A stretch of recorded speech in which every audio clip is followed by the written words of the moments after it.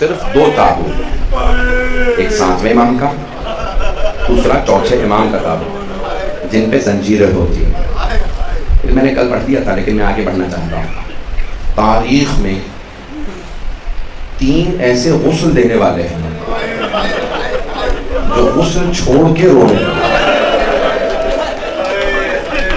پہنچ تو گئے ہوں گے۔ پہلے علی مرتضیٰ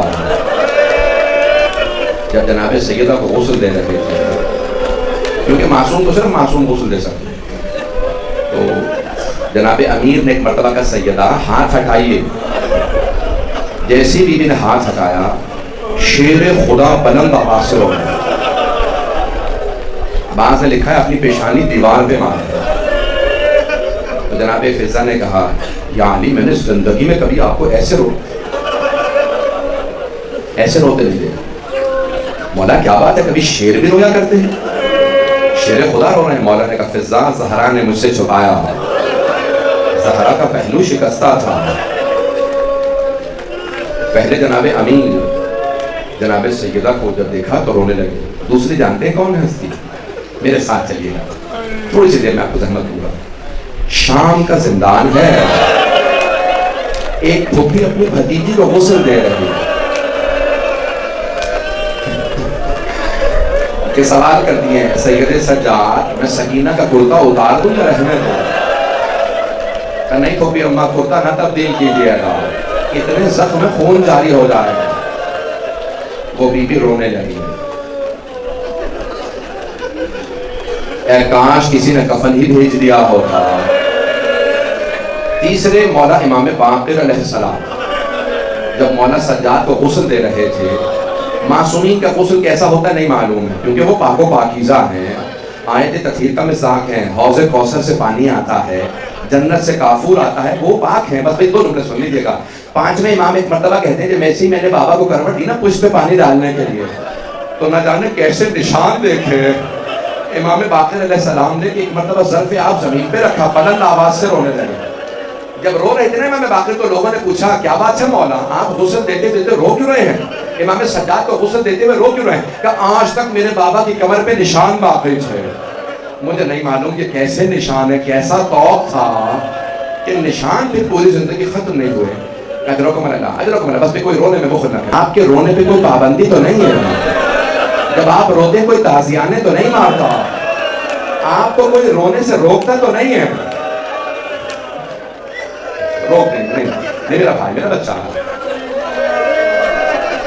ایک سوال کروں آپ سے، میں بعض بچوں کو دیکھ رہا ہوں چہرے پہ پرسہ دے رہے ہیں، سوال ہے میرا، آپ نے صرف مصائب سنے ہیں، جناب زینب نے سر نیزوں پہ دیکھے تھے۔ اجرکم اللہ۔ میں بھی جب آ رہا تھا نا، میں دیکھ رہا تھا میری مائیں بہنیں بیٹیاں بھی آ رہی ہیں، مجلس میں آ رہی ہیں، آپ کے ساتھ بھی کوئی بچیاں بھی آئی ہوں گی۔ ایک سوال کروں، اگر آپ میں سے کسی کو پتا چلے کہ آپ کے ساتھ آئی ہوئی کوئی چھوٹی بچی بے ہوش ہو گئی ہے تو آپ کیا پوچھیں گے؟ یہی پوچھیں گے نا بچی کو کسی نے پانی پلایا یا نہیں؟ کوئی یہ تو نہیں پوچھے گا تماچا کس نے مارا تھا۔ نہ جانے شام کے زندان میں جب ایک بچی پیاس سے بے ہوش ہو کے گر گئی۔ اجرکم اللہ۔ بس میں مولا سجاد مدینے سے جب کربلا شام سے رہائی ملی، مولا واپس آ گئے۔ 2 جملے سن لیجیے گا شام کی، اگر برداشت کر پائے، اگر سنیں گے تو میں پڑھوں، مجھے نہیں معلوم ہے پوری شہادت پڑھ پاؤں گا کہ نہیں، بس میں 5 سے 10 منٹ زحمت دوں گا اگر آپ برداشت کر پائے۔ آج میرا دل کہتا ہے کہ کوئی پرسہ لینے آئے نہ آئے، شام سے 2 بیویاں ضرور آئیں گی، مولا سجاد کی پھپھی اور بہن ضرور آئیں گی۔ میری بہنیں اپنے کہیں پہلو میں دیکھیں کوئی برقع پوش بیوی نہ آئی ہو۔ اجرکم اللہ۔ بس بھئی شام میں رہائی ملی، آپ نے دیکھا جب رہائی ملتی ہے لوگ خوش ہوتے ہیں، لیکن جیسی بیویوں کو رہائی ملی بیویاں خوش نہیں ہو رہی تھی، سب رو رہی تھی۔ رہائی پہ بھی کوئی روتا ہے، ہاں نہ جانے کتنی پابندیاں تھی رونے میں، رونے پہ پابندیاں تھی قید خانے میں کہ جیسی بیویوں کو رہائی ملی سب رونے لگی۔ ارے پابندیاں اٹھ گئی اب رو، کوئی آواز دے کے کہتی تھی ہائے علی اکبر، بیویاں رونے لگتی تھی۔ جب خاموش ہوتی ایک بیوی آواز دیتی ہائے قاسم، پھر ایک بیوی بڑی دھیمی آواز میں کہتی ہائے علی اصغر، پھر ایک بیوی چیخ کے کہتی ہائے ابا۔ رہائی مل گئی۔ مولا سجاد نے کہا یزید ہمارے تبرکات واپس کر دو، شہداء کے سر واپس کر دو۔ جب شہداء کے سر آنے لگے سب بیویاں انتظار میں ہمارے شہداء کے سر آ رہے ہیں۔ پہلا جو سر آیا بڑا ننھا سا سر تھا، سب بیویوں نے سر کو دیکھا۔ جناب رباب نے برقعے کا دامن پھیلایا کہ اللہ علی اصغر کا سر مجھے دے دو۔ سوال کیا علی اصغر اب مثلوں کا تنہر، بیٹا کیا تجھ جیسے بچوں کو بھی نہر کیا جاتا؟ علی اصغر اونٹوں کو نہر کیا جاتا، یہ کس نے تجھے نہر کر دیا؟ اتنے میں ایک سر آیا، جناب لیلہ آگے بڑھی کہ اللہ علی اکبر کا سر مجھے دے دو۔ پھر جناب لیلہ نے کہا علی اکبر آپ کے بغیر ماں کا جینا بڑا مشکل ہے۔ پھر ایک سر آیا، جناب ام کلثوم نے کہا لاؤ عباس کا سر۔ بس میں نے سارے مسائل چھوڑ دیے۔ ایک مرتبہ تبرکات واپس آنے لگے۔ پہلے جو تبرکات میں شے واپس آئی وہ چادر تطہیر تھی۔ جناب زینب نے کہا لاؤ مجھے میری ماں کی چادر واپس کر دو۔ ایک انگوٹھی آئی، جناب زینب کبریٰ نے پوچھا بیٹا سجاد یہ کس کی انگوٹھی ہے؟ مولا سجاد نے کہا پھوپھی اماں یہ میرے بابا کی انگوٹھی ہے۔ بجدل نے اتارنا چاہی نہیں اتری، اس نے انگلی کاٹی، انگوٹھی لے گیا۔ اگر دیکھ سکے تو سب میری طرف دیکھیے گا۔ اتنے میں دو چھوٹی چھوٹی بالیاں آئیں، ساری بیویوں نے جناب رباب کو دیکھا۔ جناب رباب نے بالیاں دیکھنے کے بعد کہا بالیاں واپس لے جاؤ، جس بیوی کی بالیاں تھی وہ نہیں رہی۔ حضرت اللہ بس میں دیکھ رہا ہوں برداشت نہیں کر پا رہے، میرے بزرگ میرے بچے میرے بھائی اب لوگ برداشت نہیں کر رہے۔ حضرت اللہ مجھے لگتا ہے اوروں گھروں میں بھی چھوٹی بچیاں ہیں۔ حضرت اللہ بس میں مولا سجاد بیویوں کو لے کے مدینے آ گئے۔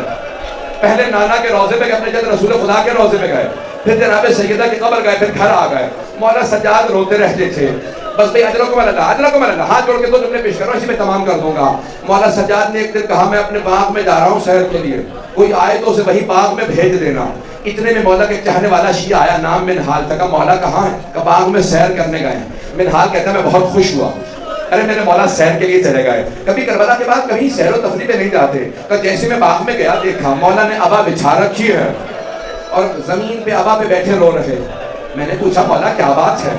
سیر کے لیے آئے تھے یہاں پہ بھی رو رہے ہیں۔ کہ منہال جب میں بہتا پانی دیکھتا ہوں مجھے کربلا یاد آ جاتی ہے۔ کہ مولا کب تک روئیے گا، کب تک کریا کیجئے گا؟ کہ منہال تم نے انصاف نہیں کیا۔ منہال یعقوب نبی کے 12 بیٹے تھے، صرف ایک یوسف آنکھوں سے دور ہوا تھا۔ نبی یعقوب نے رو رو کے آنکھیں گوا دی تھی۔ منہال میرے ایک دن میں 18 یوسف مارے گئے، ان میں سے کسی کی کوئی نظیر نہیں تھی، وہ سب بے مثال تھے۔ منہال ایک دن میں 18 یوسف مارے گئے۔ منہال تو کہتا میں روتا کیوں ہوں؟ کہا مولا لیکن شہادت آپ کی میراث ہے۔ کہا منہال تم بھی صحیح کہتے ہو، شہادت ہماری میراث ہے، لیکن منہال ماؤں بہنوں کے ساتھ پھوپھیوں کے ساتھ بازاروں میں جانا، شرابیوں کے درباروں میں جانا، منہال کیا یہ بھی ہماری میراث ہے؟ منہال میں سب کچھ بھلا سکتا ہوں، یزید کا دربار نہیں بھلا سکتا۔ منہال علی کی بیٹیاں کھڑی تھی، یزید اشارے کر کر کے پوچھتا تھا یہ کون ہے؟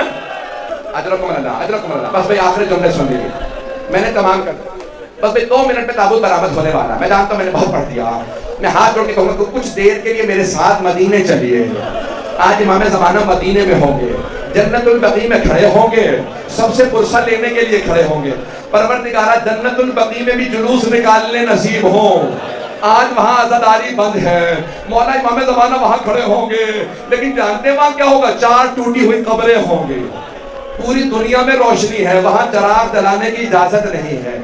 بس بھئی ایک مرتبہ مروان نے زہر دلوا دیا، ہشام ابن عبد الملک ملعون نے چوتھے امام کو زہر دلوا دیا۔ زہر دلوانا تھا، ایک مرتبہ چوتھے امام نے 5ویں امام کو بلایا، کہا ہے میرے بیٹے محمد باقر بیٹا میری کچھ وصیت ہے، سنیں گے مولا کی وصیت ہے؟ پہلی وصیت مجلس جاری رکھنا، یہ مجلس جاری رکھنا، کوئی مجلس نہ رکے، مجلسیں ہوتی رہیں، مجلسوں میں کوئی بھی آئے وہ روئے ضرور۔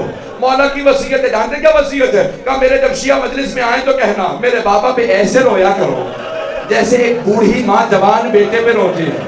کہ جب بھی میری پھپھیاں روتی تھی انہیں تازیانے مارے جاتے تھے۔ آخری جملے پیش کر رہا ہوں، کہا بیٹا میرا غسل و کفن آپ خود کیجیے گا، اے محمد باقر میرا جنازہ آپ پڑھائیے گا، بیٹا مجھے قبر میں آپ خود اتاریے گا۔ میں ہاتھ جوڑ کے کہوں گا مولا ہر باپ کی حسرت ہوتی ہے جب میرا دم نکلے میرا سر میرے بیٹے کے زانوں پہ ہو، لیکن ہائے امام حسین میدان کربلا تھا، یزید کا خنجر تھا، بالوں میں ہاتھ تھا۔ امام باقر نے بڑی شان و شوکت سے تابوت اٹھایا، 2 منٹ بابے تابوت آگے 2 منٹ، بڑی شان و شوکت سے امام باقر نے تابوت اٹھایا، بڑی شان و شوکت سے سارا مدینہ امام کے جنازے میں آیا، شان و شوکت سے تابوت اٹھایا۔ میرا دل کہتا ہے امام سجاد کہتے ہوں گے اے میرے بیٹے اتنی شان و شوکت سے جنازہ نہ اٹھاؤ، میرے بابا کا لاشا دھوپ میں پڑا رہا۔